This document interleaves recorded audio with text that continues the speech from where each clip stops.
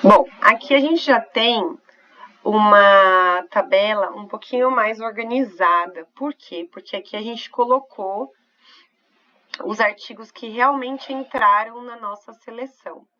Então, esse já seria após os critérios de inclusão e exclusão, você seleciona, né? Aqui no caso a gente teve 25 artigos.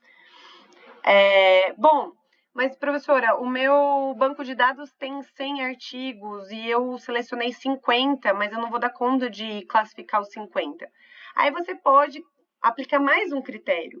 Aqueles que estão publicados no lugar melhor avaliado, aqueles que são mais citados. Então, são critérios até você chegar num número possível de ser analisado. Aqui, então, a gente tem todos esses artigos. E aqui, como nós estávamos em uma dupla, nós colocávamos quem era responsável por categorizar, porque lembra lá, é uma análise temática. Então, quais são os critérios? Qual é o tipo de estudo, o país, a área do estudo, o objetivo geral do artigo, o texto apresenta um conceito, toca no conceito, o conceito é superficial, né? No caso, trazer, descrever. Então, todas as nossas categorias que nós gostaríamos de analisar, nós construímos uma tabela de análise temática. Essa tabela de análise temática, os temas são dentro da pesquisa que vocês estão fazendo.